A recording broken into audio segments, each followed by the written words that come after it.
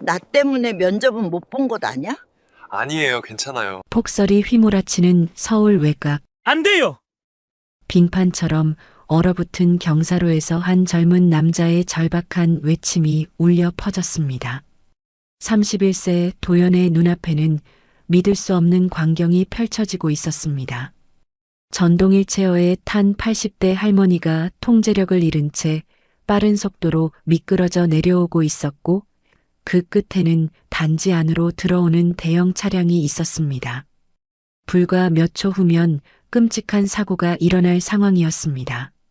도연의 손에는 3년간 준비한 면접 서류가 들려 있었고, 시계는 면접 시작 30분 전을 가리키고 있었습니다. 도대체 어떤 일이 일어났던 걸까요?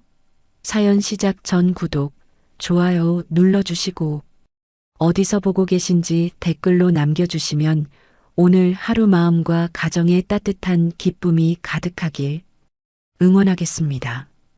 2025년 1월 어느 날 아침, 서울 외곽의 한 주택단지는 하얀 눈으로 뒤덮여 있었습니다. 전날 밤부터 내리기 시작한 폭설은 아침까지 이어졌고, 단지 입구의 경사로는 빙판처럼 미끄러워져 있었습니다. 기온은 영하 10도 아래로 떨어졌고, 아침 9시가 되어도 해는 두꺼운 구름 사이로 희미하게만 빛을 비추고 있었습니다. 도연은 서둘러 단지 입구를 향해 걸어가고 있었습니다.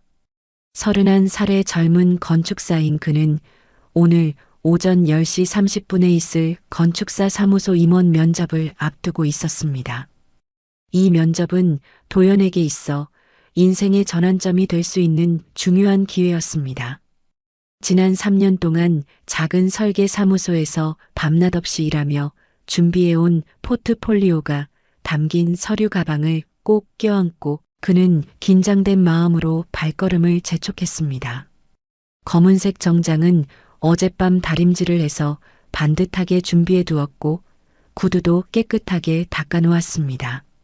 머리는 깔끔하게 빗어 넘겼고, 면접 질문에 대한 답변도 머릿속으로 수십 번 되뇌었습니다. 하지만 예상치 못한 폭설 때문에 교통편이 마비되면서 도연의 계획은 어긋나기 시작했습니다. 지하철은 운행이 지연되고 있었고, 택시는 잡을 수가 없었습니다. 다행히 면접 장소가 단지에서 멀지 않은 곳이라 걸어서라도 갈 수 있다는 것이 그나마 위안이었습니다. 이 눈만 아니었어도 도연은 작은 한숨을 내쉬며 하얀 입김을 내뿜었습니다. 손은 추위에 시려왔고 귓바퀴는 얼얼하게 아파왔습니다. 하지만 이런 불편함쯤은 참을 수 있었습니다. 오늘만 잘하면, 오늘만 제대로 해낸다면 그동안의 고생이 보상받을 수 있을 것 같았습니다. 단지 입구 경사로에 접어들자 도연은 무언가 이상한 소리를 들었습니다. 휘익하는 전동 모터 소리와 함께 누군가의 낮은 신음소리가 들려왔습니다. 고개를 들어 앞을 보니 경사로 위쪽에서 전동 휠체어가 미끄러지며 아래로 내려오고 있었습니다. 휠체어에는 두꺼운 외투를 입은 할머니 한 분이 타고 있었고, 할머니는 필사적으로 휠체어의 조종 레버를 움직이고 있었지만 소용이 없었습니다. 빙판 위에서 전동 휠체어의 바퀴는 헛돌기만 했고, 중력을 이기지 못한 휠체어는 점점 더 빠른 속도로 경사로를 미끄러져 내려오고 있었습니다. 그 방향의 끝에는 차량 진입로가 있었고, 마침 그 순간 대형 SUV 한 대가 단지 안으로 들어오고 있었습니다. 도연의 눈이 커졌습니다. 심장이 쿵쾅거리며 빠르게 뛰기 시작했습니다. 머릿속에서 순식간에 계산이 이루어졌습니다. 휠체어의 속도, 차량의 속도, 그리고 그 사이의 거리. 누군가 나서지 않으면 끔찍한 사고가 일어날 것이 분명했습니다. 안 돼요. 도연은 거의 본능적으로 소리를 지르며 달려나갔습니다. 서류 가방이 바닥에 떨어졌고 그 안에서 정성스럽게 준비한 서류들이 흩어졌지만 그럴 여유가 없었습니다. 미끄러운 경사로였지만 도연은 전력으로 뛰었습니다. 구두 밑창이 얼음판 위에서 미끄러질 때마다 균형을 잡기 위해 팔을 휘저으며 그는 필사적으로 속도를 냈습니다. 휠체어에 탄 할머니의 얼굴이 점점 가까워졌습니다. 80대로 보이는 그 할머니는 창백한 얼굴로 두 눈을 질끈 감고 있었습니다. 할머니의 손은 휠체어 손잡이를 꽉 쥐고 있었고 온몸은 공포로 굳어 있었습니다. 도연은 마지막 남은 힘을 다해 뛰어들었습니다.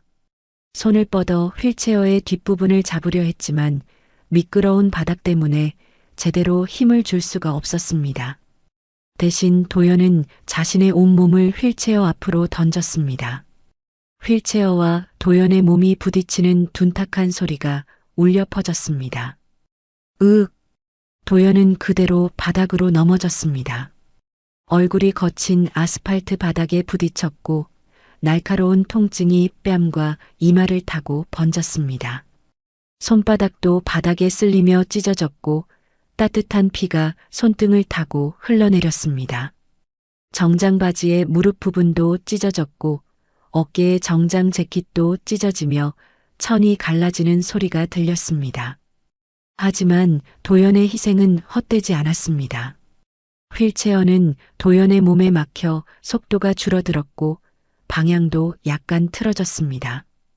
차량 진입로로 직진하던 휠체어는 옆으로 방향이 바뀌며 가드레일 쪽으로 향했습니다. 그 순간 진입로로 들어오던 SUV 운전자가 상황을 파악했습니다. 급하게 브레이크를 밟는 소리가 요란하게 울려 퍼졌습니다. 끼익하는 타이어 마찰음과 함께 차량은 미끄러지며 천천히 멈춰 섰습니다. 휠체어가 지나간 자리에서 불과 1미터도 안 되는 거리였습니다. 도연은 바닥에 엎드린 채 거친 숨을 몰아쉬었습니다. 온몸이 욱신거렸고 얼굴에서는 피가 흘러내려 눈 위로 떨어지고 있었습니다. 하지만 그는 고개를 들어 휠체어 쪽을 바라보았습니다. 노인은 무사했습니다. 휠체어는 가드레일에 살짝 부딪힌 채 멈춰 있었고 노인은 여전히 손잡이를 꽉 쥔 채 가쁜 숨을 몰아쉬고 있었습니다. 괜찮으세요? 도연은 떨리는 목소리로 물었습니다. 노인은 천천히 눈을 뜨고 도연을 바라보았습니다. 그 눈빛에는 공포와 안도감 그리고 놀라움이 뒤섞여 있었습니다. SUV에서 운전자가 황급히 내렸습니다. 중년 남성인 그는 창백한 얼굴로 달려와 상황을 확인했습니다. 괜찮으십니까? 정말 죄송합니다. 제가 미처... 아니에요, 괜찮습니다. 도연은 천천히 일어나며 대답했습니다. 무릎이 후들거렸고 다리에 힘이 제대로 들어가지 않았습니다. 정장은 온통 더러워졌고 곳곳이 찢어져 있었습니다. 손바닥의 상처에서는 계속 피가 흘러나왔고 얼굴의 뺨과 이마도 쓰라렸습니다. 도연은 휠체어로 다가가 할머니를 살펴보았습니다. 할머니는 80대 초반으로 보였고 주름진 얼굴에는 아직도 공포의 흔적이 남아 있었습니다. 하지만 다행히 다친 곳은 없어 보였습니다. 할머니, 정말 괜찮으세요? 고맙네. 젊은이. 할머니는 떨리는 목소리로 대답했습니다. 그의 이름은 최문갑이었고 나이는 82세였습니다. 문갑은 도연의 손을 꽉 잡았습니다. 그 손은 차갑고 떨리고 있었지만 악력은 여전히 강했습니다. 자네가 내 목숨을 구해줬어. 도연은 고개를 저었습니다. 하지만 말을 하려는 순간 손목시계가 눈에 들어왔습니다. 면접 시간까지는 이제 1시간도 채 남지 않았습니다. 서류 가방은 저 아래 바닥에 떨어져 있었고 서류들은 눈 위에 흩어져 있었습니다. 정장은 망가졌고 얼굴은 상처투성이었습니다. 도연의 머릿속이 복잡해졌습니다. 이대로 면접장에 간다면 어떻게 될까요?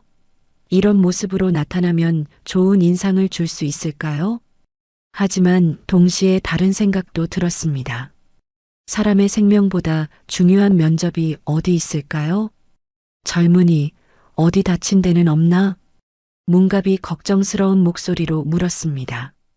도연은 괜찮다는 듯 손을 흔들었지만 그의 얼굴에서 흘러내리는 피가 그의 말이 거짓임을 증명하고 있었습니다. 주변에 사람들이 모여들기 시작했습니다. 누군가는 구급차를 불렀고 누군가는 단지 관리사무소에 연락을 했습니다. 도연은 멍한 얼굴로 자신의 손바닥을 내려다보았습니다. 피는 계속 흘러나왔고 통증은 점점 더 심해지고 있었습니다. 하지만 이상하게도 도연의 마음은 평온했습니다. 면접에 대한 걱정도 망가진 정장에 대한 아쉬움도 순간적으로 사라졌습니다. 그저 문갑이 무사하다는 사실만이 중요하게 느껴졌습니다. 젊은이, 자네 이름이 뭔가? 도연이라고 합니다. 도연이? 좋은 이름일세. 자네는 정말 용감한 사람이야. 문갑의 눈에 눈물이 맺혔습니다. 그는 떨리는 손으로 도연의 손을 다시 한번 꽉 잡았습니다. 그 악수에는 감사와 미안함, 그리고 존경의 마음이 모두 담겨 있었습니다. 도연은 작게 미소를 지었습니다. 얼굴의 상처 때문에 웃을 때 통증이 느껴졌지만 그는 개의치 않았습니다. 눈발은 여전히 날리고 있었고 차가운 바람이 불어왔지만 도연의 가슴 속에는 묘한 따뜻함이 퍼지고 있었습니다. 괜찮습니다, 할머니. 무사하셔서 정말 다행입니다. 구급대원들이 도착했을 때 도연은 여전히 문갑 옆에 서 있었습니다. 얼굴의 상처는 응급처치를 받았지만 정장은 여전히 찢어지고 더러운 상태였습니다. 구급대원들은 문갑의 상태를 확인했고 다행히 큰 부상은 없다는 것을 알게 되었습니다. 할머니, 병원에 가보셔야 할 것 같은데요. 젊은 여성 구급대원이 부드럽게 말했습니다. 하지만 문갑은 고개를 저었습니다. 그의 얼굴에는 조급함이 스쳐 지나갔습니다. 아니야, 병원은 나중에 가도 돼. 지금은 약국에 가야 해. 약국이요? 지금 이 폭설에요? 구급대원이 놀란 표정으로 물었습니다. 하지만 문갑의 표정은 단호했습니다. 그의 손은 가슴 부분을 가볍게 쥐고 있었고 그 눈빛에는 절박함이 서려 있었습니다. 도연은 문갑의 표정을 보며 무언가 심상치 않다는 것을 느꼈습니다. 그는 조심스럽게 물었습니다. 할머니, 혹시 어디 아프신 곳이 있으세요? 문갑은 잠시 망설이다가 천천히 대답했습니다. 심장 스텐트 시술을 받았어. 3년 전에 말이야. 그의 목소리는 떨리고 있었습니다. 문갑은 주머니에서 작은 약봉투를 꺼냈습니다. 봉투는 거의 비어 있었고 안에는 알약 한 알만 남아 있었습니다. 이 약을 하루라도 끊으면 안 돼. 의사 선생님이 그랬어. 혈전이 생길 수 있다고, 생명이 위험할 수 있다고. 도연의 얼굴이 굳어졌습니다. 이제야 상황의 심각성을 깨달았습니다. 문갑은 단순히 약을 받으러 가려던 것이 아니었습니다. 그것은 생명이 걸린 문제였습니다. 그럼 오늘이 처방 마감일이야. 병원에서 정해준 날짜거든. 오늘 안에 약을 받지 못하면 내일부터는 새로 진료를 받아야 하는데 병원이 지금 대기 인원이 너무 많아서 예약을 변경할 수가 없어. 문갑의 목소리에는 불안감이 가득했습니다.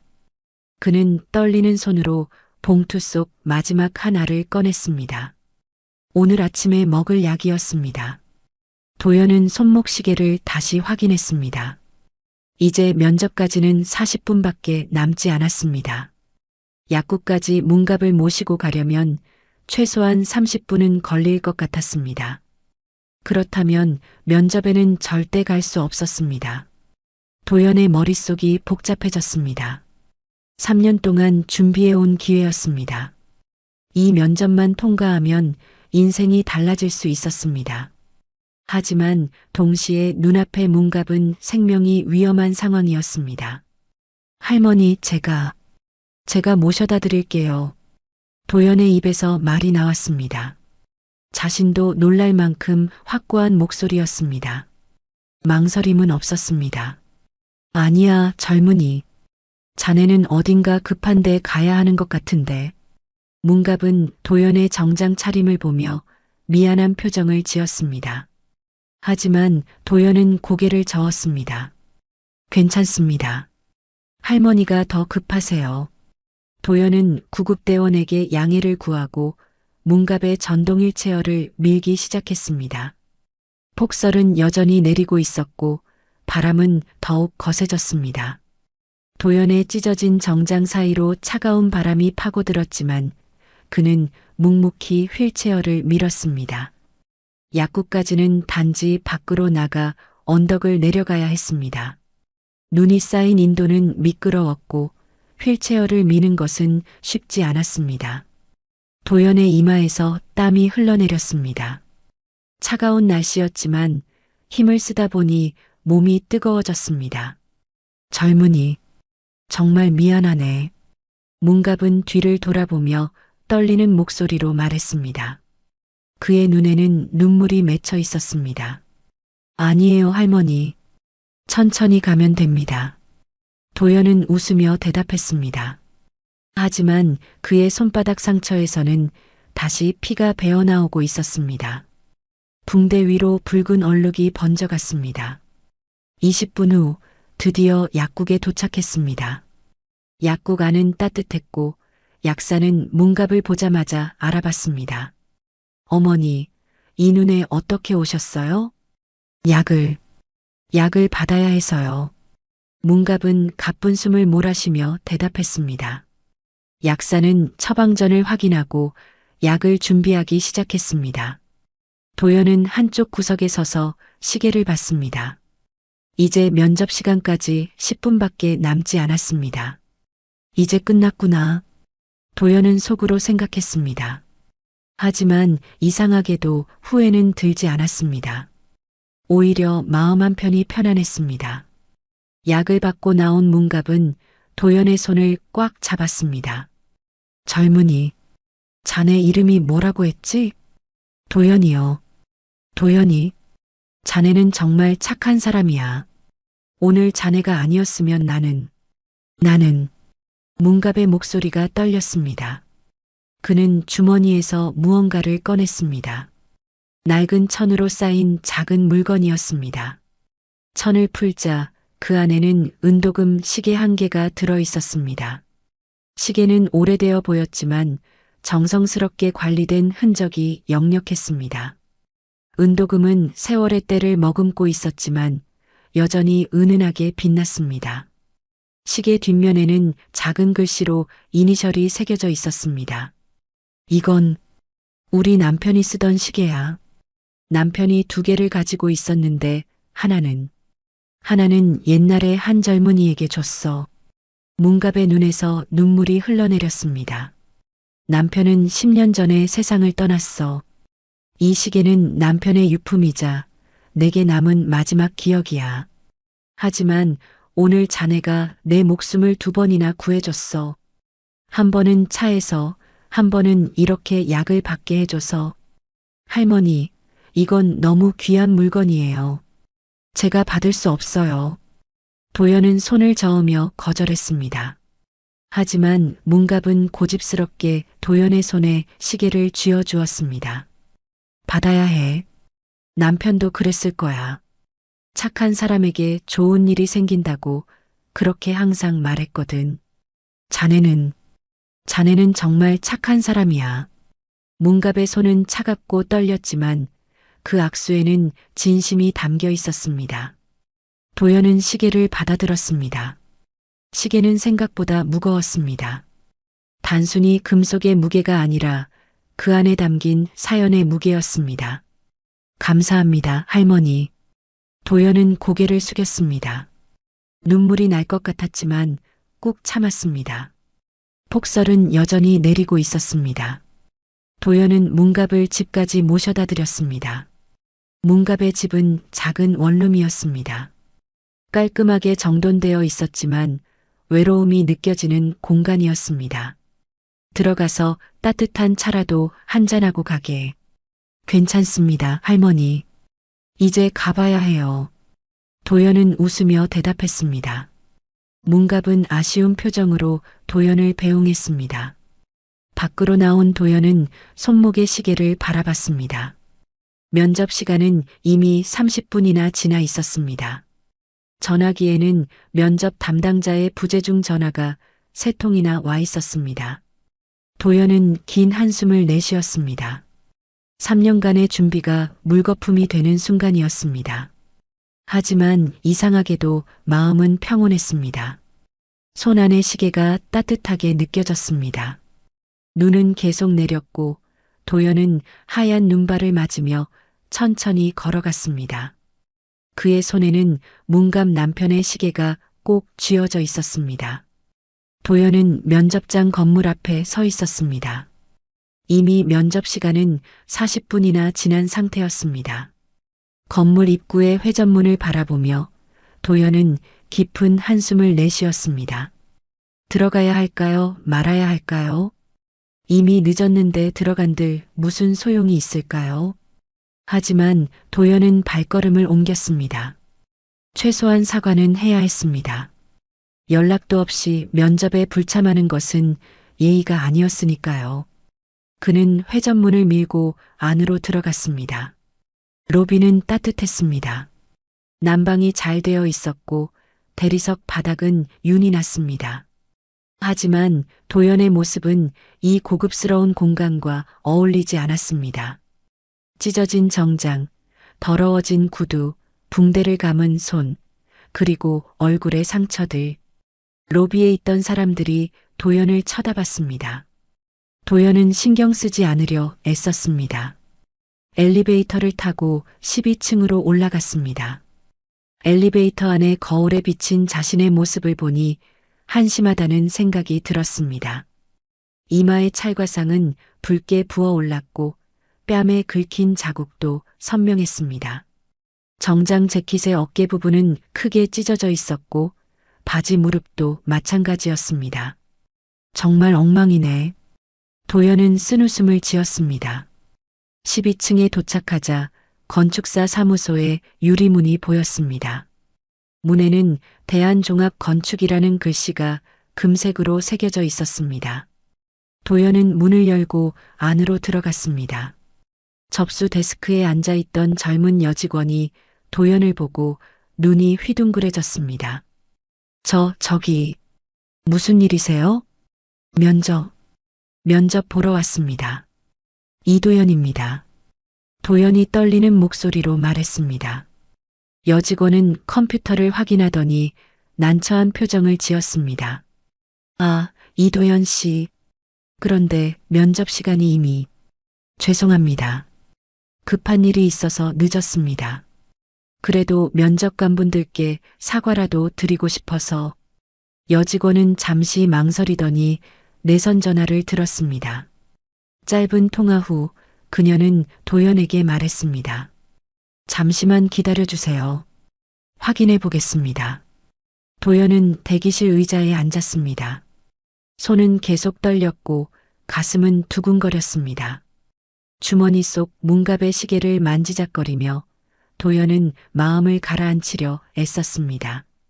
10분 후 여직원이 다가왔습니다. 이도연 씨, 들어가시면 됩니다. 면접은 이미 끝났지만 대표님께서 잠깐 뵙고 싶다고 하십니다. 도연은 놀랐습니다. 대표가 직접 만나겠다고요? 그는 여직원을 따라 회의실로 향했습니다. 회의실 문을 열자 큰 타원형 테이블이 보였습니다. 테이블 주변에는 3명의 사람이 앉아 있었습니다. 그중 2명은 화상회의로 참여하고 있었고 테이블에 직접 앉아 있는 사람은 1명뿐이었습니다. 60대 초반으로 보이는 그 남성은 회색 정장을 입고 있었고 날카로운 눈빛으로 도연을 바라보고 있었습니다. 강태원 대표였습니다. 들어오게. 태원의 목소리는 차갑고 단호했습니다. 도연은 긴장한 얼굴로 회의실 안으로 들어갔습니다. 이도연입니다. 늦어서 정말 죄송합니다. 도연은 깊게 고개를 숙였습니다. 태원은 도연의 모습을 위아래로 훑어봤습니다. 찢어진 정장, 상처난 얼굴, 붕대 감은 손. 그의 표정은 무표정했지만 눈빛에는 의문이 가득했습니다. 무슨 일이 있었나? 태원이 물었습니다. 도연은 입술을 깨물었습니다. 뭐라고 설명해야 할까요? 할머니를 구했다고 말하면 변명처럼 들릴 것 같았습니다. 도연은 짧게 대답했습니다. 개인적인 사정이 있었습니다. 저의 책임입니다. 화면 속 임원 중 한 명이 불편한 표정으로 말했습니다. 이런 중요한 면접에 이렇게 늦다니. 시간 관리도 제대로 못하는 사람이. 다른 임원도 거들었습니다. 옷차림도 그렇고 이건 면접에 대한 기본적인 예의도 없는 거 아닙니까? 도연의 얼굴이 붉어졌습니다. 화가 나는 것이 아니라 부끄러움 때문이었습니다. 맞는 말이었습니다. 그들의 관점에서 보면 도연은 무책임한 지원자였습니다. 죄송합니다. 도연은 다시 고개를 숙였습니다. 더 이상 할 말이 없었습니다. 태원은 조용히 도연을 바라봤습니다. 그의 눈빛은 여전히 차갑고 날카로웠지만 뭔가를 생각하는 듯 보였습니다. 자네 포트폴리오는 봤네. 실력은 있어 보이더군. 태원이 말했습니다. 도연은 고개를 들었습니다. 감사합니다. 하지만 실력만으로는 부족해. 신뢰가 없으면 함께 일할 수 없지. 태원의 말은 냉정했습니다. 도연은 고개를 끄덕였습니다. 이해합니다. 왜 늦었는지 제대로 설명하지 않는 이유가 있나? 태원이 다시 물었습니다. 도연은 잠시 망설였습니다. 그리고 천천히 입을 열었습니다. 변명처럼 들릴까봐 말씀드리지 않았습니다. 하지만 대표님께서 물으시니 말씀드리겠습니다. 도연은 오늘 아침의 일을 간단하게 설명했습니다. 폭설 속에서 휠체어가 미끄러진 일, 할머니를 구한 일, 그리고 약국까지 모셔다 드린 일. 하지만 도연은 자신을 영웅처럼 포장하지 않았습니다. 그저 담담하게 사실만 이야기했습니다. 그래서 늦었습니다. 면접보다 할머니가 더 급했습니다. 회의실이 조용해졌습니다. 화면 속 임원들도 말이 없었습니다. 태원은 여전히 무표정한 얼굴로 도연을 바라봤습니다. 그래서 자네는 3년 동안 준비한 면접을 포기한 건가? 예. 도연의 대답은 확고했습니다. 후회는 안 하나? 태원이 물었습니다. 도연은 잠시 생각하다가 대답했습니다. 면접 기회를 놓친 건 아쉽습니다. 하지만 할머니를 돕기로 한 선택은 후회하지 않습니다. 태원의 입가에 희미한 미소가 스쳤습니다. 그는 손을 들어 화면 속 임원들에게 말했습니다. 오늘 면접은 여기서 마치겠습니다. 결과는 내일 알려드리죠. 화상회의가 종료되었습니다. 회의실에는 태원과 도연만 남았습니다. 태원은 자리에서 일어나 창문 쪽으로 걸어갔습니다. 창밖으로는 여전히 눈이 내리고 있었습니다. 자네 같은 사람은 오랜만에 보네. 태원이 등을 보인 채 말했습니다.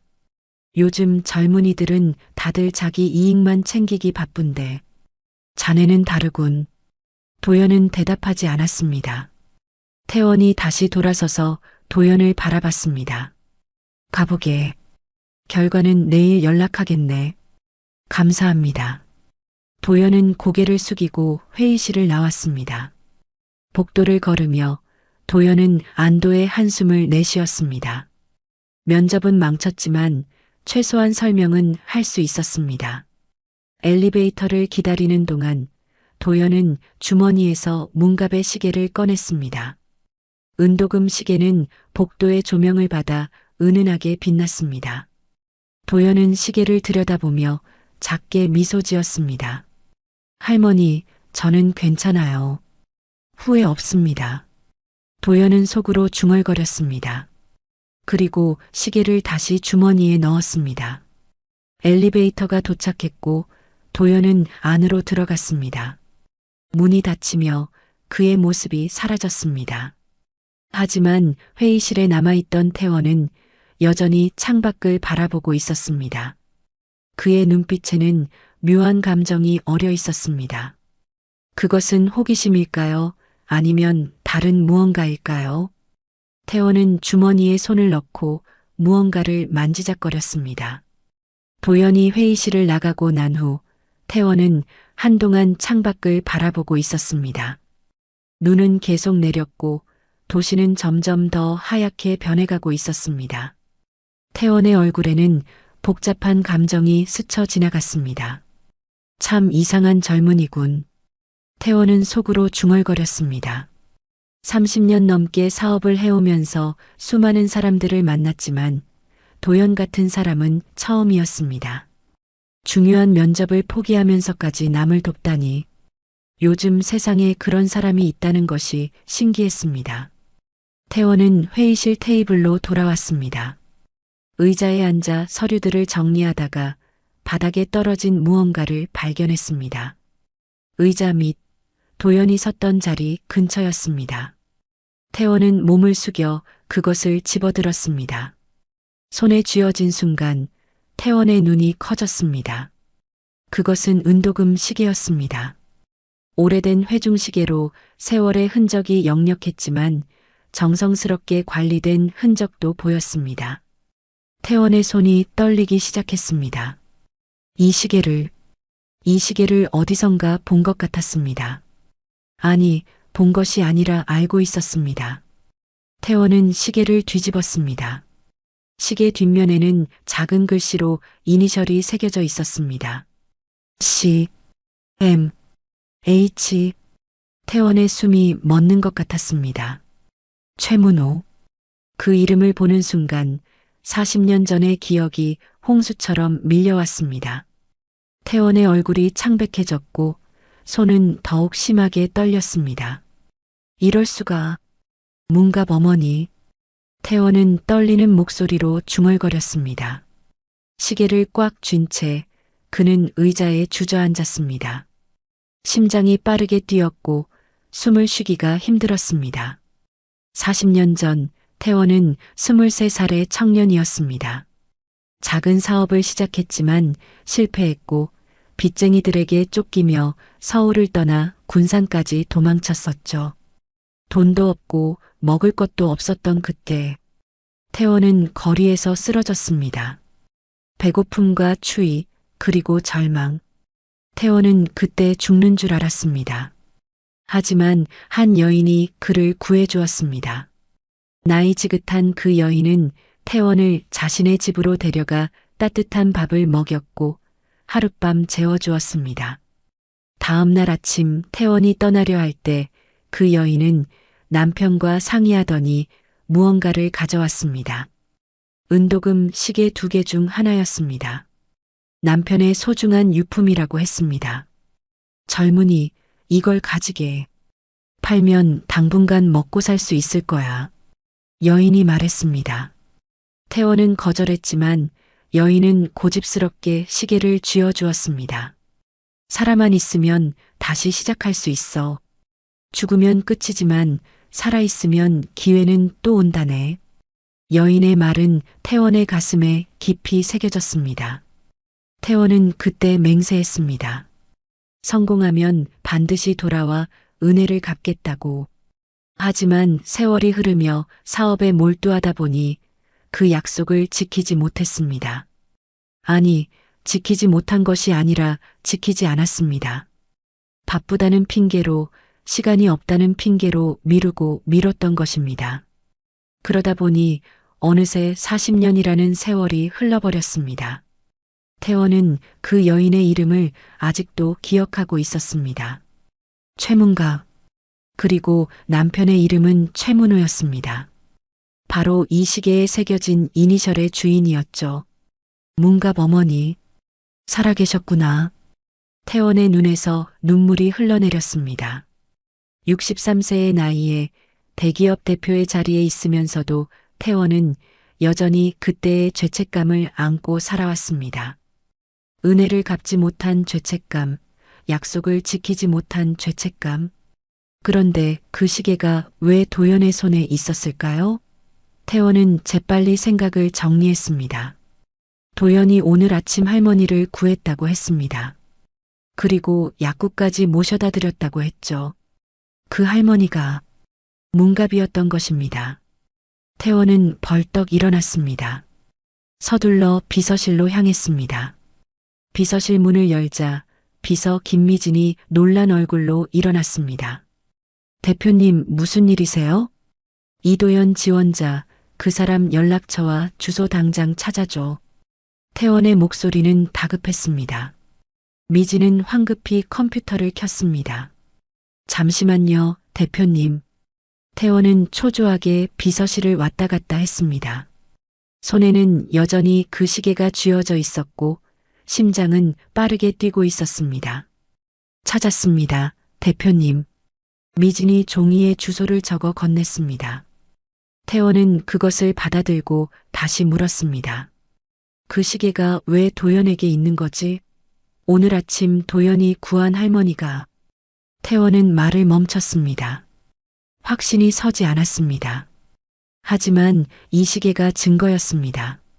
최문호의 이니셜이 새겨진 이 시계가 도연의 손에 있었다는 것은 도연이 구한 할머니가 문갑일 가능성이 높았습니다. 내가 직접 가봐야겠어. 태원이 말했습니다. 미진이 놀란 얼굴로 물었습니다. 지금요? 대표님, 폭설 경보가 내려진 상태인데요. 도로 상황도 좋지 않고. 상관없어. 지금 가야 해. 태원의 목소리는 단호했습니다. 미진은 더 이상 말리지 않았습니다. 대표의 그런 표정은 처음 봤기 때문입니다. 태원은 사무실로 돌아가 코트를 입었습니다. 거울을 보며 넥타이를 고쳐 맸습니다. 손은 여전히 떨렸지만 마음은 결연했습니다. 40년을 기다리게 했구나. 이제라도 찾아뵙고 용서를 구해야지. 태원은 시계를 주머니에 넣었습니다. 그리고 사무실을 나섰습니다. 지하 주차장으로 내려가 태원은 직접 운전석에 앉았습니다. 보통은 기사가 운전했지만 오늘은 혼자 가고 싶었습니다. 차 시동을 걸고 태원은 주소가 적힌 종이를 내비게이션에 입력했습니다. 눈은 더욱 세차게 내리고 있었습니다. 도로는 미끄러웠고 차들은 느리게 움직이고 있었습니다. 하지만 태원은 개의치 않았습니다. 조심스럽게 핸들을 잡고 천천히 앞으로 나아갔습니다. 40년 전의 기억들이 주마등처럼 스쳐 지나갔습니다. 군산의 추운 겨울, 쓰러졌던 골목길, 문갑의 따뜻한 손길, 그리고 그 시계. 모든 것이 생생했습니다. 문갑 어머니, 기다려주세요. 이제 제가 갑니다. 태원은 눈보라를 뚫고 차를 몰았습니다. 주머니 속의 시계가 따뜻하게 느껴졌습니다. 마치 그가 올 것을 알고 기다리고 있었던 것처럼. 1985년 겨울, 군산의 어느 골목길이었습니다. 23살의 강태원은 차가운 시멘트 바닥에 쓰러져 있었습니다. 그의 몸은 추위에 떨렸고 입술은 파랗게 질려 있었습니다. 마지막으로 밥을 먹은 지 사흘째였습니다. 서울에서 시작한 작은 의류 사업은 참담하게 실패했습니다. 거래처가 부도를 냈고 태원이 빌린 돈도 모두 날아갔습니다. 빚쟁이들은 매일 집 앞에서 기다렸고 태원은 결국 야밤의 짐도 챙기지 못하고 도망쳤습니다. 기차를 타고 군산까지 왔지만 주머니에는 1,000원도 남지 않았습니다. 일자리를 찾아 이틀을 헤맸지만 아무도 23살의 건달 같은 청년을 고용하려 하지 않았습니다. 태원의 옷은 남루했고 얼굴은 수염으로 덥수룩했으며 눈빛은 절망으로 가득했습니다. 태원은 신음을 흘리며 몸을 움츠렸습니다. 배고픔이 온몸을 갉아먹었습니다. 눈앞이 흐려지고 의식이 점점 멀어져 갔습니다. 이대로 죽는 건가? 23살에 이렇게 비참하게 죽는 건가? 태원은 눈을 감았습니다. 그때 누군가의 목소리가 들렸습니다. 어머, 저기 사람이 쓰러져 있어요. 여자의 목소리였습니다. 발소리가 가까워지더니 누군가 태원의 어깨를 흔들었습니다. 아저씨, 괜찮으세요? 아저씨. 태원은 간신히 눈을 떴습니다. 흐릿한 시야에 중년 여인의 얼굴이 보였습니다.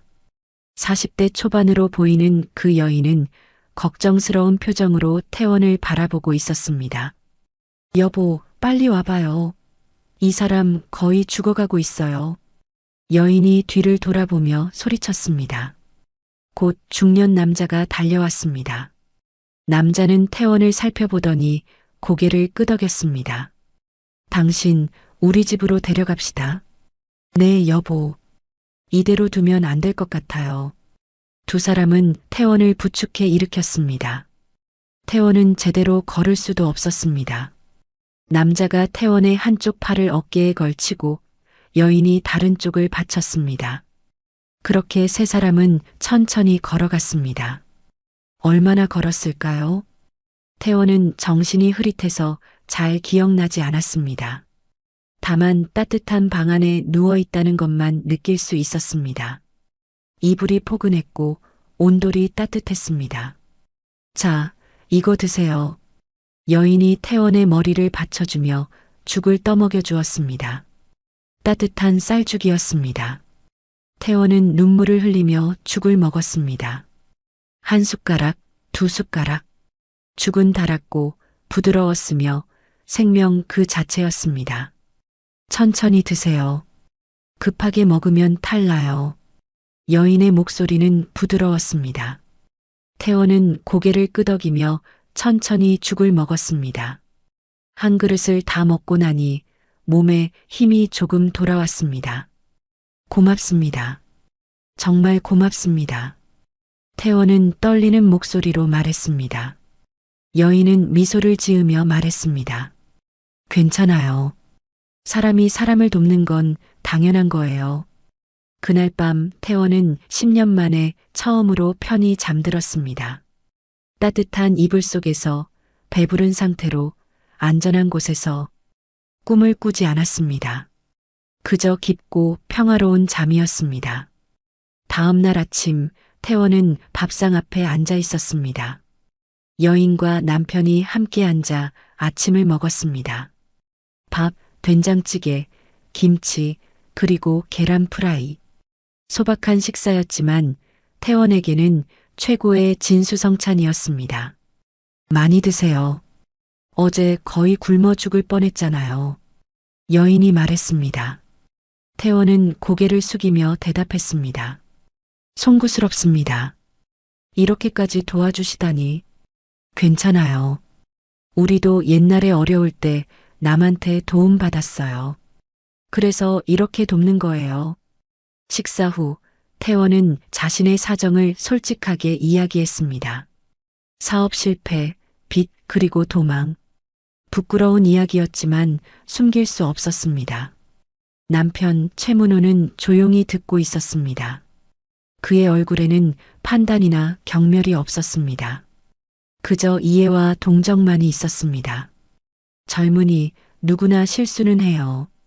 중요한 건 다시 일어서는 거죠. 문호가 말했습니다. 그는 일어나 방으로 들어가더니 작은 나무 상자를 들고 나왔습니다. 상자를 열자 안에는 은도금 시계 2개가 들어 있었습니다. 이건 내 아버지께서 물려주신 시계예요. 2개가 한 쌍이죠. 문호는 그중 하나를 꺼내 태원에게 건넸습니다. 이걸 가지세요. 팔면 당분간 먹고 살 수 있을 거예요. 태원은 깜짝 놀라 손을 저었습니다. 안 됩니다. 이건 너무 귀한 물건인데. 하지만 여인, 최문갑이 태원의 손을 잡았습니다. 받으세요. 우리는 당신이 살아남기를 바라요. 문갑의 눈빛은 진지했습니다. 태원은 눈물을 흘렸습니다. 살아만 있으면 다시 시작할 수 있어요. 죽으면 끝이지만 살아있으면 기회는 또 와요. 문갑의 말은 태원의 가슴에 깊이 박혔습니다. 태원은 시계를 받아들었습니다. 손에 쥐어진 시계는 묵직했고 따뜻했습니다. 은희님들, 저는 이 은혜를 절대 잊지 않겠습니다. 제가 성공하면 반드시 찾아와 보답하겠습니다. 태원은 두 사람 앞에 무릎을 꿇었습니다. 문호가 태원을 일으켜 세웠습니다. 약속은 필요 없어요. 그냥 잘 사세요. 그게 우리가 바라는 전부예요. 태원은 그날 오후 군산을 떠났습니다. 주머니에는 문호 부부가 준 시계와 약간의 돈이 들어 있었습니다. 태원은 뒤돌아보며 두 사람에게 깊이 고개를 숙였습니다. 반드시 성공해서 돌아오겠습니다. 꼭요. 태원은 마음속으로 다짐했습니다. 그리고 발걸음을 옮겼습니다. 그 후 태원은 시계를 팔지 않았습니다. 대신 작은 일자리를 구해 돈을 모았고 다시 사업을 시작했습니다. 이번에는 신중했고 성실했으며 정직했습니다. 문갑의 말처럼 살아만 있으면 기회는 왔습니다. 2년 후 태원의 사업은 성공 궤도에 올랐습니다. 5년 후에는 중견기업이 되었습니다. 10년 후에는 대기업 반열에 올랐습니다. 하지만 태원은 약속을 지키지 못했습니다. 바쁘다는 핑계로, 시간이 없다는 핑계로 미뤘습니다. 그러다 보니 어느새 40년이라는 세월이 흘러버렸습니다. 이제 태원은 그 시계를 다시 찾았습니다. 도연의 손에서 예상치 못한 방식으로. 그리고 이제 태원은 40년 전의 약속을 지키러 갑니다. 태원은 창가에 서서 손 안의 시계를 바라봤습니다. 은도금 시계는 복도의 조명을 받아 은은하게 빛났습니다. 시계 뒷면에 이니셜 C, M, H가 선명했습니다. 최문호. 그 이름을 보는 순간 태원의 머릿속에는 40년 전의 기억이 생생하게 떠올랐습니다. 1985년 겨울 군산의 어느 골목길이었습니다. 23살의 강태원은 차가운 시멘트 바닥에 쓰러져 있었습니다. 그의 몸은 추위에 떨렸고 입술은 파랗게 질려 있었습니다. 마지막으로 밥을 먹은 지 사흘째였습니다. 서울에서 시작한 작은 의류 사업은 참담하게 실패했습니다. 거래처가 부도를 냈고 태원이 빌린 돈도 모두 날아갔습니다. 빚쟁이들은 매일 집 앞에서 기다렸고 태원은 결국 야밤의 짐도 챙기지 못하고 도망쳤습니다. 기차를 타고 군산까지 왔지만 주머니에는 1,000원도 남지 않았습니다. 일자리를 찾아 이틀을 헤맸지만 아무도 23살의 남루한 청년을 고용하려 하지 않았습니다. 쓰러진 태원은 신음을 흘리며 몸을 움츠렸습니다. 배고픔이 온몸을 갉아먹었습니다. 눈앞이 흐려지고 의식이 점점 멀어져 갔습니다. 이대로 죽는 건가? 23살에 이렇게 비참하게 죽는 건가? 그때 누군가의 목소리가 들렸습니다. 어머, 저기 사람이 쓰러져 있어요. 여자의 목소리였습니다. 발소리가 가까워지더니 누군가 태원의 어깨를 흔들었습니다. 아저씨, 괜찮으세요? 아저씨. 태원은 간신히 눈을 떴습니다. 흐릿한 시야에 중년 여인의 얼굴이 보였습니다. 40대 초반으로 보이는 그 여인은 걱정스러운 표정으로 태원을 바라보고 있었습니다. 여보, 빨리 와봐요. 이 사람 거의 죽어가고 있어요. 여인이 뒤를 돌아보며 소리쳤습니다. 곧 중년 남자가 달려왔습니다. 남자는 태원을 살펴보더니 고개를 끄덕였습니다. 당신, 우리 집으로 데려갑시다. 네, 여보. 이대로 두면 안 될 것 같아요. 두 사람은 태원을 부축해 일으켰습니다. 태원은 제대로 걸을 수도 없었습니다. 남자가 태원의 한쪽 팔을 어깨에 걸치고 여인이 다른 쪽을 받쳤습니다. 그렇게 세 사람은 천천히 걸어갔습니다. 얼마 후 태원은 따뜻한 방 안에 누워 있었습니다. 이불이 포근했고 온돌이 따뜻했습니다. 자, 이거 드세요. 여인이 태원의 머리를 받쳐주며 죽을 떠먹여 주었습니다. 따뜻한 쌀죽이었습니다. 태원은 눈물을 흘리며 죽을 먹었습니다. 죽은 달았고 부드러웠으며 생명 그 자체였습니다. 천천히 드세요. 급하게 먹으면 탈나요. 여인의 목소리는 부드러웠습니다. 태원은 고개를 끄덕이며 천천히 죽을 먹었습니다. 한 그릇을 다 먹고 나니 몸에 힘이 조금 돌아왔습니다. 고맙습니다. 정말 고맙습니다. 태원은 떨리는 목소리로 말했습니다. 여인은 미소를 지으며 말했습니다. 괜찮아요. 사람이 사람을 돕는 건 당연한 거예요. 그날 밤 태원은 10년 만에 처음으로 편히 잠들었습니다. 따뜻한 이불 속에서 배부른 상태로 안전한 곳에서 다음 날 아침 태원은 밥상 앞에 앉아 있었습니다. 여인과 남편이 함께 앉아 아침을 먹었습니다. 밥, 된장찌개, 김치, 그리고 계란 프라이. 소박한 식사였지만 태원에게는 최고의 진수성찬이었습니다. 많이 드세요. 어제 거의 굶어 죽을 뻔했잖아요. 여인이 말했습니다. 태원은 고개를 숙이며 대답했습니다. 송구스럽습니다. 이렇게까지 도와주시다니. 괜찮아요. 우리도 옛날에 어려울 때 남한테 도움받았어요. 그래서 이렇게 돕는 거예요. 식사 후 태원은 자신의 사정을 솔직하게 이야기했습니다. 사업 실패, 빚, 그리고 도망. 부끄러운 이야기였지만 숨길 수 없었습니다. 남편 최문호는 조용히 듣고 있었습니다. 그의 얼굴에는 판단이나 경멸이 없었습니다. 그저 이해와 동정만이 있었습니다. 젊은이, 누구나 실수는 해요. 중요한 건 다시 일어서는 거죠. 문호가 말했습니다. 그는 일어나 방으로 들어가더니 작은 나무 상자를 들고 나왔습니다. 상자를 열자 안에는 은도금 시계 2개가 들어 있었습니다. 이건 내 아버지께서 물려주신 시계예요. 2개가 한 쌍이죠. 문호는 그중 하나를 꺼내 태원에게 건넸습니다. 이걸 가지세요. 팔면 당분간 먹고 살 수 있을 거예요. 태원은 깜짝 놀라 손을 저었습니다. 안 됩니다. 이건 너무 귀한 물건인데. 하지만 여인 최문갑이 태원의 손을 잡았습니다. 받으세요. 우리는 당신이 살아남기를 바라요. 문갑의 눈빛은 진지했습니다. 태원은 눈물을 흘렸습니다. 살아만 있으면 다시 시작할 수 있어요. 죽으면 끝이지만 살아있으면 기회는 또 와요. 문갑의 말은 태원의 가슴에 깊이 박혔습니다. 태원은 시계를 받아들었습니다.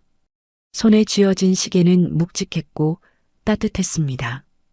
은희님들, 저는 이 은혜를 절대 잊지 않겠습니다. 제가 성공하면 반드시 찾아와 보답하겠습니다. 태원은 두 사람 앞에서 깊이 고개를 숙였습니다. 문호가 태원을 일으켜 세웠습니다. 약속은 필요 없어요. 그냥 잘 사세요. 그게 우리가 바라는 전부예요. 태원은 그날 오후 군산을 떠났습니다. 주머니에는 문호 부부가 준 시계와 약간의 돈이 들어 있었습니다. 태원은 뒤돌아보며 두 사람에게 깊이 고개를 숙였습니다. 반드시 성공해서 돌아오겠습니다. 꼭요. 태원은 마음속으로 다짐했습니다. 그 후 태원은 시계를 팔지 않았습니다. 대신 작은 일자리를 구해 돈을 모았고 다시 사업을 시작했습니다. 이번에는 신중했고 성실했으며 정직했습니다. 문갑의 말처럼 살아만 있으면 기회는 왔습니다. 2년 후 태원의 사업은 성공 궤도에 올랐습니다. 5년 후에는 중견기업이 되었습니다. 10년 후에는 대기업 반열에 올랐습니다. 하지만 태원은 약속을 지키지 못했습니다. 바쁘다는 핑계로, 시간이 없다는 핑계로 미뤘습니다. 그러다 보니 어느새 40년이라는 세월이 흘러버렸습니다. 태원은 창가에서 눈을 감았습니다. 손 안의 시계가 뜨겁게 느껴졌습니다. 아니, 뜨거운 것은 시계가 아니라 태원의 죄책감이었습니다. 도연이 오늘 아침 구한 할머니, 그분이 문갑 어머니일까? 태원은 생각했습니다. 도연이 할머니에게서 받은 시계, 그 시계에 새겨진 시, M, H, 이니셜, 모든 것이 맞아떨어졌습니다. 태원은 눈을 떴습니다. 결심이 섰습니다. 40년을 미뤘지만 더 이상은 안 됩니다. 오늘, 지금 당장 가야 합니다. 태원은 시계를 주머니에 넣고 빠른 걸음으로 비서실로 향했습니다. 더 이상 한순간도 지체할 수 없었습니다. 비서실 문을 열고 들어간 태원의 얼굴은 창백했습니다. 비서 김미진은 놀란 표정으로 일어났습니다. 대표님 괜찮으세요? 안색이. 미진 씨, 이도현 지원자 주소 당장 찾아줘. 태원의 목소리는 다급했습니다. 손에는 여전히 은도금 시계가 쥐어져 있었고 그 손은 미세하게 떨리고 있었습니다. 네, 이도현 씨요? 미진은 잠시 당황했지만 곧 컴퓨터를 켰습니다. 태원은 초조하게 비서실을 왔다 갔다 했습니다. 심장이 빠르게 뛰었고 숨을 쉬기가 힘들었습니다. 문갑 어머니, 정말 살아계신 건가? 태원은 속으로 중얼거렸습니다. 40년이라는 세월. 그동안 문갑은 어떻게 지내셨을까요? 남편 문호는 언제 돌아가셨을까요? 태원의 머릿속은 온통 궁금증과 죄책감으로 가득했습니다. 찾았습니다, 대표님. 미진이 종이에 주소를 적어 건넸습니다. 태원은 그것을 받아들고 다시 물었습니다. 그 시계가 왜 도연에게 있는 거지? 태원은 혼잣말처럼 중얼거렸습니다. 미진은 무슨 말인지 이해하지 못한 채 고개를 갸우뚱했습니다. 대표님? 아니야, 괜찮아. 내가 직접 가봐야겠어. 태원이 말했습니다. 미진이 놀란 얼굴로 물었습니다. 지금요? 대표님, 폭설 경보가 내려진 상태인데요. 도로 상황도 좋지 않고 오후에 중요한 미팅도 있으시잖아요. 미팅은 취소해. 오늘은 다른 약속이 있어. 태원의 목소리는 단호했습니다. 40년을 미룬 약속. 더 이상 미룰 수는 없었습니다. 알겠습니다, 대표님. 미진은 더 이상 묻지 않았습니다. 대표의 그런 표정은 처음 봤기 때문입니다. 태원은 사무실로 돌아가 코트를 입었습니다. 거울을 보며 넥타이를 고쳐 맸습니다. 손은 여전히 떨렸지만 마음은 결연했습니다. 시계를 주머니에 넣고 태원은 사무실을 나섰습니다. 지하 주차장으로 내려가 태원은 직접 운전석에 앉았습니다. 보통은 기사가 운전했지만 오늘은 혼자 가고 싶었습니다. 차 시동을 걸고 태원은 주소가 적힌 종이를 내비게이션에 입력했습니다. 눈은 더욱 세차게 내리고 있었습니다. 도로는 미끄러웠고 차들은 느리게 움직이고 있었습니다. 하지만 태원은 개의치 않았습니다. 조심스럽게 핸들을 잡고 천천히 앞으로 나아갔습니다. 내비게이션이 목적지까지 10km 남았다고 알려주었습니다. 평소 같으면 15분이면 도착할 거리였지만 이 폭설에는 30분은 걸릴 것 같았습니다. 태원은 계속 생각했습니다. 도연이 오늘 아침 할머니를 구했다고 했습니다. 전동 휠체어가 미끄러져 차량 진입로로 향했고 도연이 몸을 던져 막았다고 했죠. 그리고 약국까지 모셔다 드렸다고 했습니다. 그 할머니가 문갑 어머니라면 태원의 가슴이 뜨거워졌습니다. 도연이 오늘 아침 구한 할머니가 문갑이라면 그것은 우연일까요? 아니면 운명일까요? 40년 전 태원을 살린 문갑이 오늘 아침 도연에게 구원받았다니.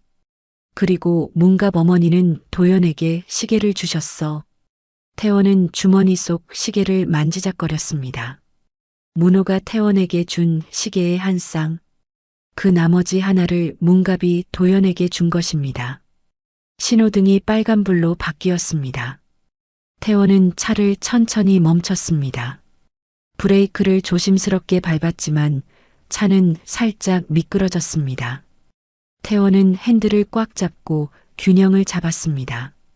신호를 기다리는 동안 태원은 깊은 한숨을 내쉬었습니다.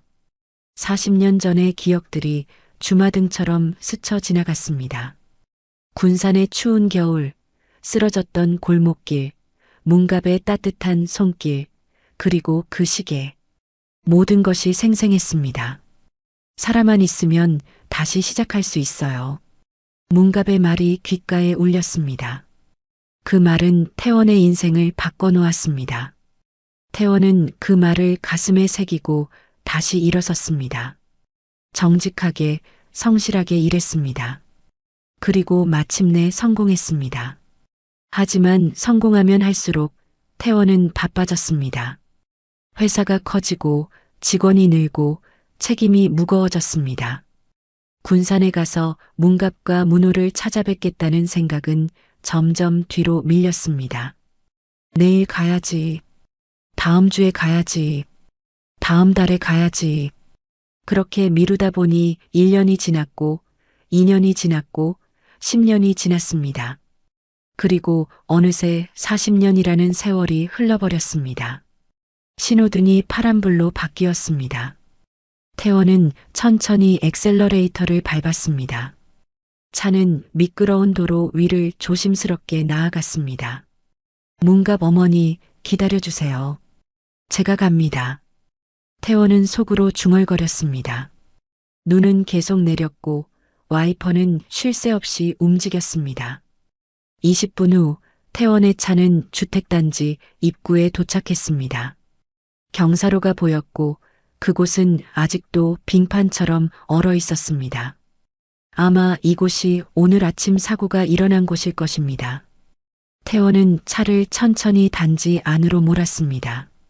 주소를 확인하며 건물을 찾았습니다. 하지만 정확히 어느 집인지는 알 수 없었습니다. 도연의 주소만 알 뿐 문갑의 주소는 모르니까요. 태원은 차를 세우고 잠시 생각했습니다. 어떻게 찾아야 할까요? 도연에게 전화를 해야 할까요?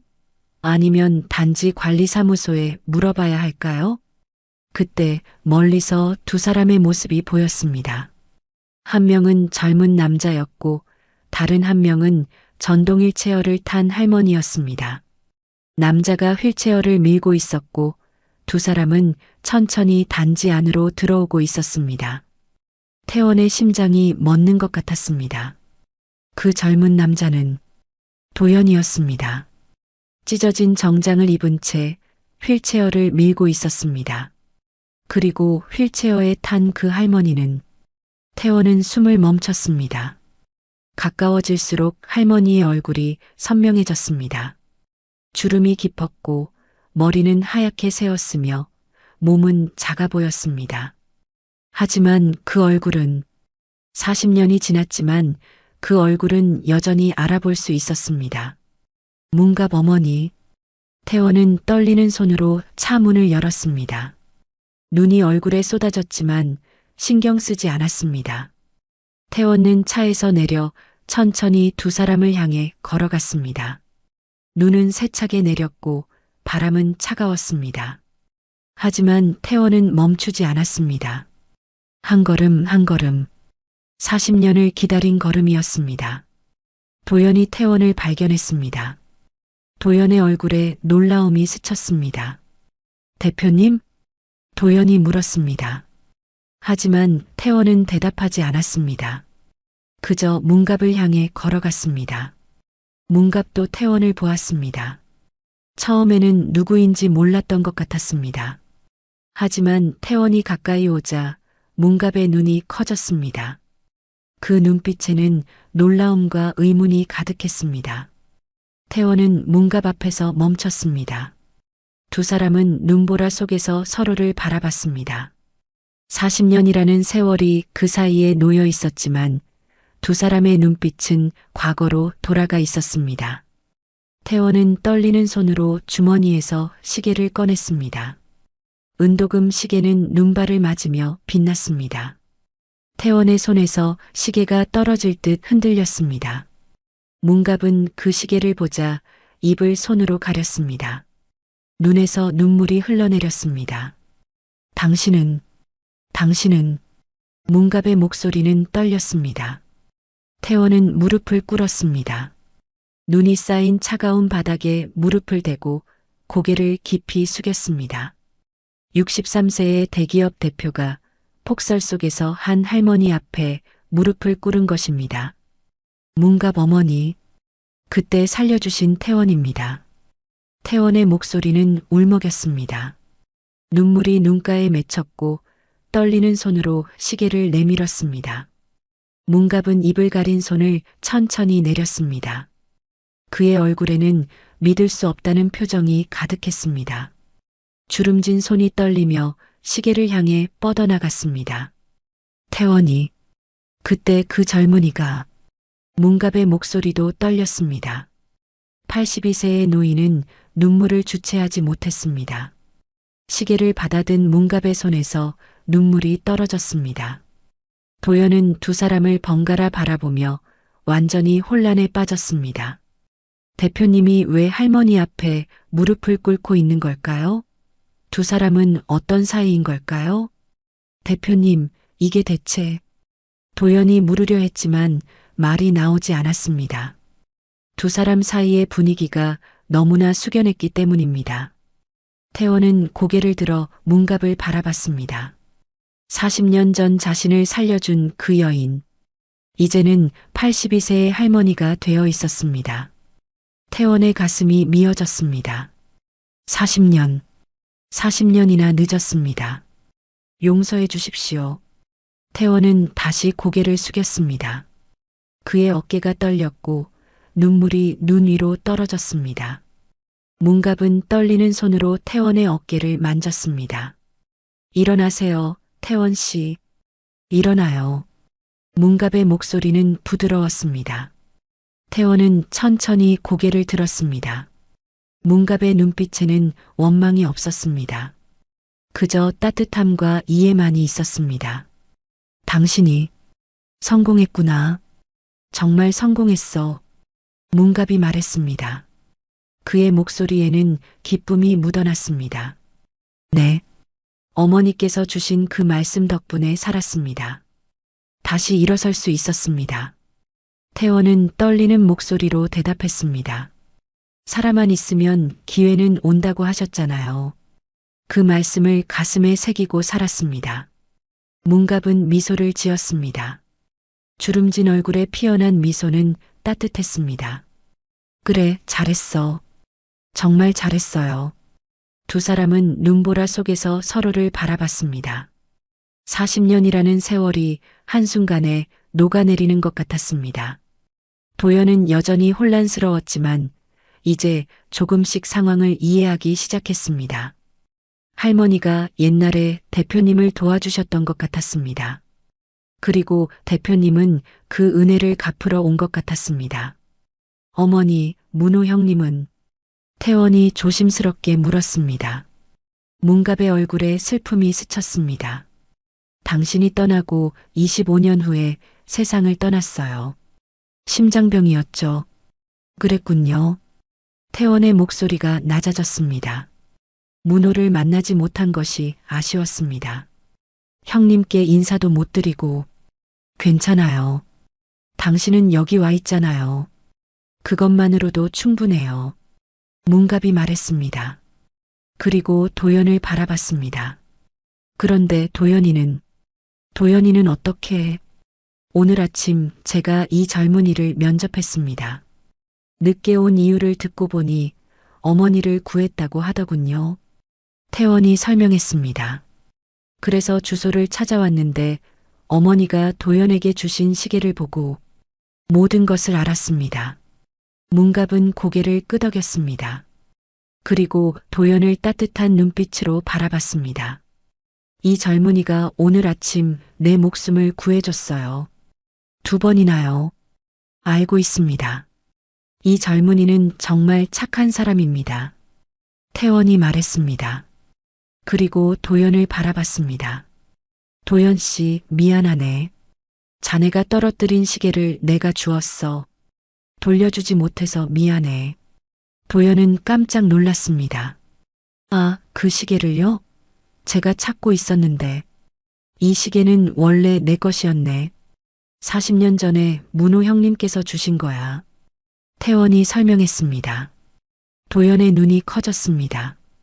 그럼 할머니께서 제게 주신 시계와 한 쌍이지. 문호 형님의 유품이야. 도연은 이제야 모든 것을 이해했습니다.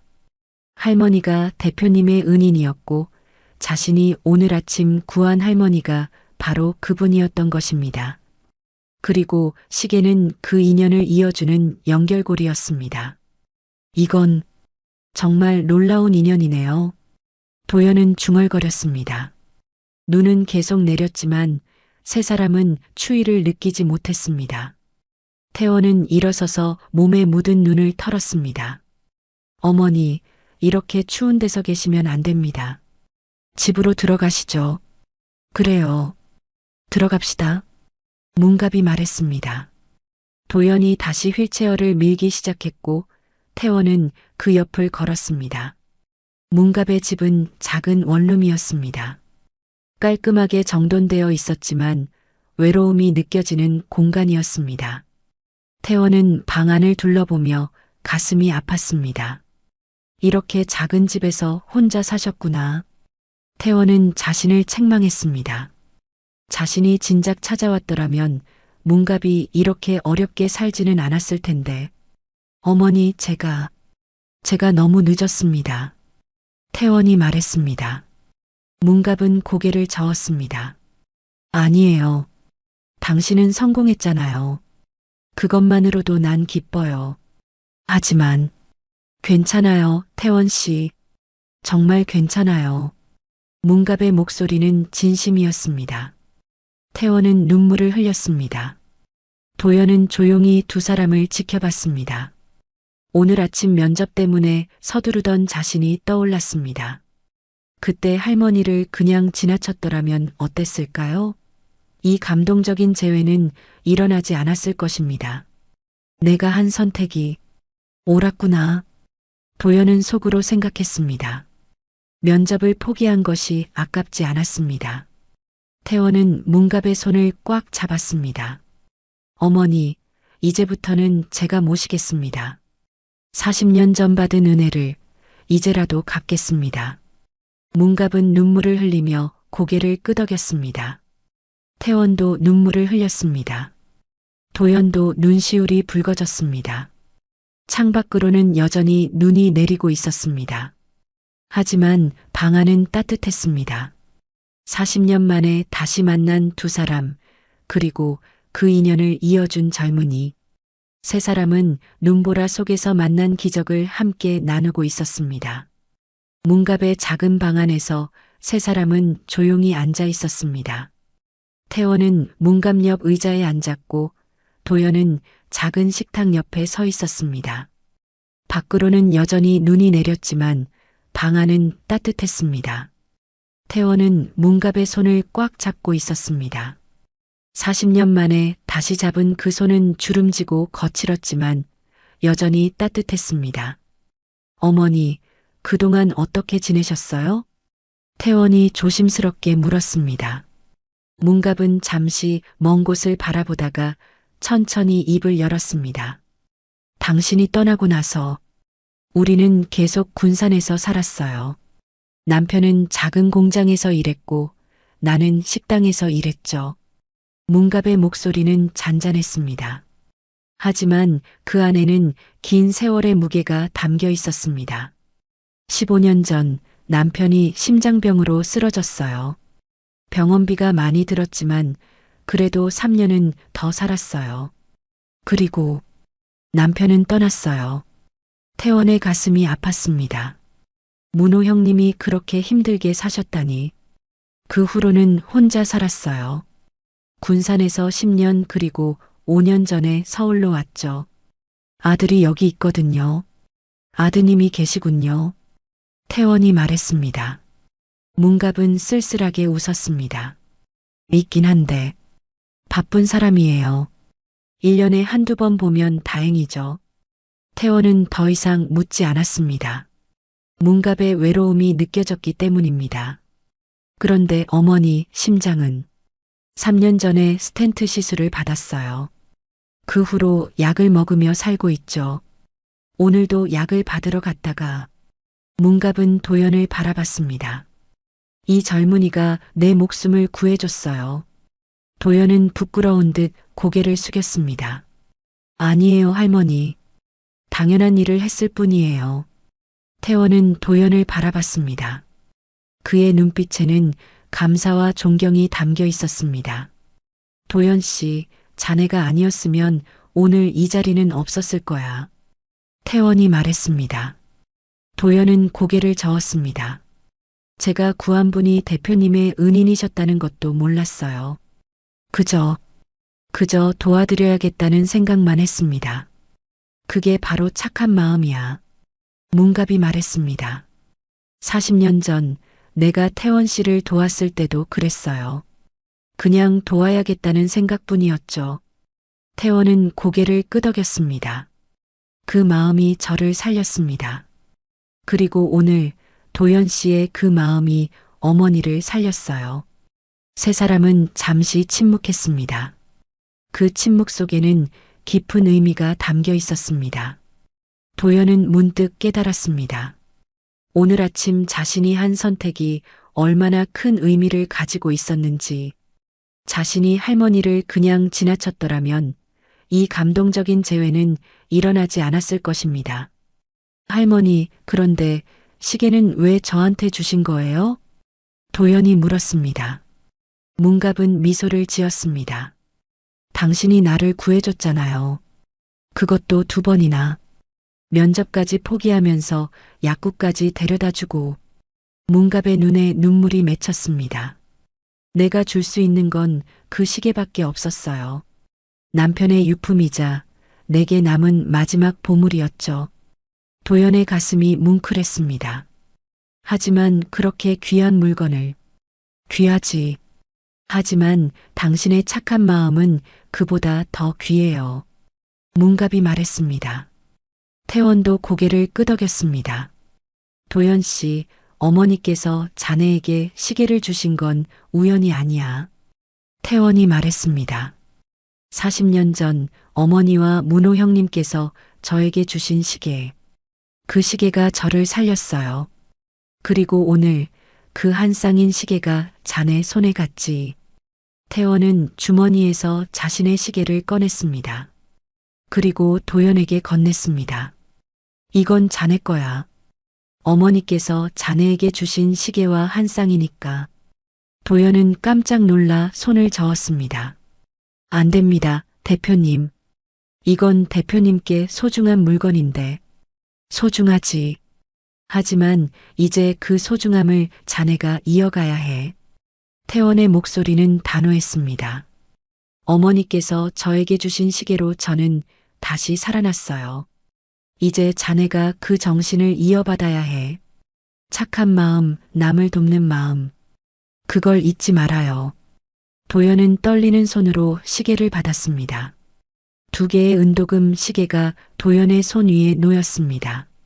한 쌍의 시계는 40년의 세월을 거쳐 다시 만났습니다. 감사합니다, 대표님. 할머니. 도연의 목소리가 떨렸습니다. 눈물이 날 것 같았지만 꾹 참았습니다. 태원은 일어나서 창밖을 바라봤습니다. 눈은 여전히 내리고 있었습니다. 어머니, 제가 약속드렸잖아요. 이제부터는 제가 모시겠다고. 태원이 말했습니다. 문갑은 고개를 저었습니다. 괜찮아요, 태원 씨. 난 이렇게 사는 게 익숙해요. 안 됩니다. 어머니께서 저를 살려주셨는데 제가 어떻게 이렇게 둘 수 있겠어요. 태원의 목소리는 확고했습니다. 전담 간병인을 모시겠습니다. 의료비도 제가 다 부담하겠습니다. 그리고 더 좋은 곳으로 이사를 하시죠. 문갑은 눈물을 흘렸습니다. 고마워요, 태원 씨. 정말 고마워요. 태원도 눈물을 흘렸습니다. 40년 동안 짊어진 짐이 내려지는 것 같았습니다. 도연은 두 사람을 바라보며 생각했습니다. 오늘 아침 자신이 면접 대신 할머니를 선택한 것이 옳았다고, 그 선택이 이렇게 아름다운 결과를 만들어냈다고. 착한 마음은 돌고 도는구나. 도연은 속으로 중얼거렸습니다. 40년 전 문갑의 착한 마음이 태원을 살렸고 오늘 도연의 착한 마음이 문갑을 살렸습니다. 그리고 그 인연이 다시 이어져 세 사람을 한자리에 모았습니다. 창밖에 눈은 계속 내렸습니다. 하지만 방 안의 세 사람은 따뜻한 마음으로 가득했습니다. 인연의 조각들이 맞춰지는 순간이었습니다. 이틀 후 태원의 회사 회의실이었습니다. 큰 타원형 테이블에는 태원과 도연이 마주 앉아 있었습니다. 폭설은 그쳤고 창밖으로는 맑은 햇살이 들어왔습니다. 도연 씨, 먼저 사과하고 싶네. 태원이 말문을 열었습니다. 도연은 고개를 갸우뚱했습니다. 사과라니요? 면접 때 자네에게 너무 차갑게 대했어. 그때는 몰랐지만 자네는 정말 훌륭한 사람이야. 태원의 목소리는 진심이 담겨 있었습니다. 도연은 손을 저었습니다. 아니에요, 대표님. 제가 늦은 건 사실이니까요. 늦었지만 그 이유가 남을 돕기 위해서였잖아. 그것도 생명을 구하기 위해서. 태원은 잠시 말을 멈췄습니다. 그리고 서류 한 장을 도연에게 건넸습니다. 이게 뭐죠? 도연이 서류를 받아들며 물었습니다. 채용 통지서야. 자네를 정식으로 채용하기로 결정했어. 도연의 눈이 커졌습니다. 정말, 정말이세요? 그래. 건축팀 정식 직원으로 채용하네. 그리고 태원은 또 다른 서류를 건넸습니다. 신규 복지센터 프로젝트 보조 책임자로 임명하네. 도연은 믿을 수 없다는 표정으로 서류를 바라봤습니다. 신입사원이 바로 프로젝트 책임자라니. 이런 일이 가능한 건가요? 대표님, 이건 너무 과분한데요. 저는 아직 경력도 부족하고 경력보다 중요한 게 있어. 마음이야. 자네는 착한 마음을 가졌어. 그리고 그 마음으로 행동하는 사람이지. 태원의 눈빛은 진지했습니다. 복지센터는 어려운 사람들을 돕기 위한 시설이야. 거기엔 기술보다 마음이 필요해. 자네가 적임자야. 도연은 눈시울이 붉어졌습니다. 이틀 전만 해도 면접에 떨어진 줄 알았는데 이제는 정식 직원이 되고 프로젝트 책임자까지 맡게 되었습니다. 감사합니다, 대표님. 정말 감사합니다. 도연은 고개를 깊이 숙였습니다. 고맙긴. 내가 더 고맙지. 자네가 문갑 어머니를 구해줘서 말이야. 태원은 미소를 지었습니다. 그 시계가 자네에게 간 건 우연이 아니야. 운명이었어. 문갑 어머니께서 40년 전 저에게 주신 그 정신을 이제 자네가 이어받은 거지. 도연은 고개를 끄덕였습니다. 손목에는 2개의 은도금 시계 중 하나가 차여 있었습니다. 태원의 손목에도 다른 하나가 차여 있었습니다. 대표님, 문갑 할머니는 어떻게 지내세요? 도연이 물었습니다. 태원의 얼굴이 환해졌습니다. 어제 새 집으로 이사하셨어. 강남의 좋은 아파트로 말이야. 전담 간병인도 모셨고 정말 다행이네요. 그래. 어머니께서 많이 좋아하시더군. 처음에는 사양하셨지만 내가 고집을 부렸지. 태원은 창밖을 바라봤습니다. 40년을 미뤘는데 이제라도 보답할 수 있어서 다행이야. 두 사람은 잠시 침묵했습니다. 그 침묵은 편안했고 따뜻했습니다. 도연 씨, 태원이 다시 입을 열었습니다. 자네는 그때 나보다 훨씬 강한 사람이야. 무슨 말씀이세요? 나는 40년 전 죽기 직전까지 갔었어. 하지만 자네는 달라. 자네는 어려움 속에서도 남을 돕는 선택을 했지. 태원의 목소리에는 존경이 담겨 있었습니다. 면접을 포기하는 건 쉽지 않았을 거야. 3년 동안 준비했다며? 하지만 자네는 문갑 어머니를 선택했어. 도연은 그때를 떠올렸습니다. 미끄러지는 휠체어, 눈 속에 쓰러진 자신, 그리고 할머니의 떨리는 손. 그때는 생각할 겨를도 없었습니다. 그저 본능적으로 움직였을 뿐이었습니다. 저는 그냥 해야 할 일을 했을 뿐이에요. 그게 바로 착한 마음이야. 태원이 말했습니다. 내일부터 출근하게. 복지센터 프로젝트는 다음 주부터 시작하니까. 네, 대표님. 열심히 하겠습니다. 도연은 다시 고개를 숙였습니다. 회의가 끝나고 도연은 회의실을 나왔습니다. 복도를 걸으며 도연은 손목의 시계를 내려다봤습니다. 은도금 시계는 복도의 조명을 받아 은은하게 빛났습니다. 문갑 할머니, 태원 대표님, 감사합니다. 도연은 속으로 중얼거렸습니다. 그날 저녁 도연은 문갑의 새 집을 방문했습니다. 강남의 고급 아파트였습니다. 넓고 깨끗한 거실에는 새 가구들이 놓여 있었고 따뜻한 햇살이 들어왔습니다. 도연이 왔구나. 문갑은 환한 얼굴로 도연을 맞이했습니다. 전동 휠체어 대신 지팡이를 짚고 있었습니다. 할머니, 많이 좋아 보이세요. 도연은 진심으로 말했습니다.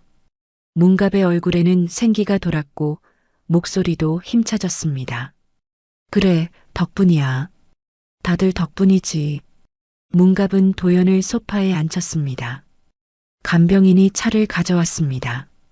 도연이 태원 씨한테 들었어. 채용됐다며? 네, 할머니. 정식 직원이 됐어요. 잘 됐구나. 정말 잘 됐어. 문갑의 눈에 눈물이 맺혔습니다.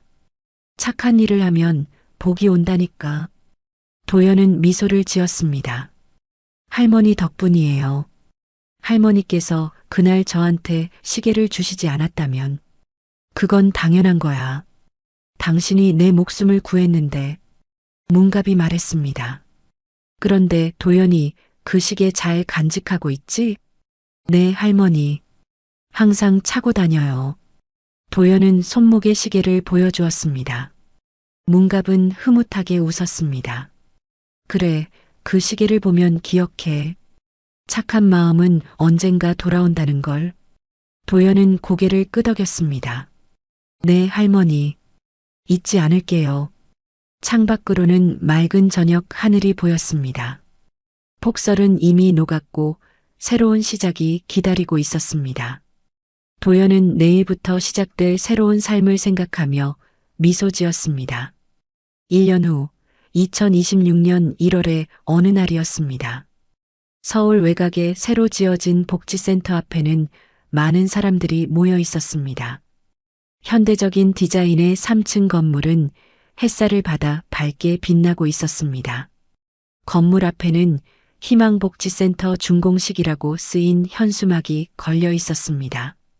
도연은 정장을 입고 건물 입구에 서 있었습니다. 32살이 된 그는 1년 전보다 훨씬 성숙해 보였습니다. 손목에는 여전히 은도금 시계가 차여 있었고 그의 얼굴에는 자신감이 넘쳤습니다. 도연 팀장님, 준비 다 됐습니다. 젊은 직원이 다가와 말했습니다. 도연은 이제 팀 리더였습니다.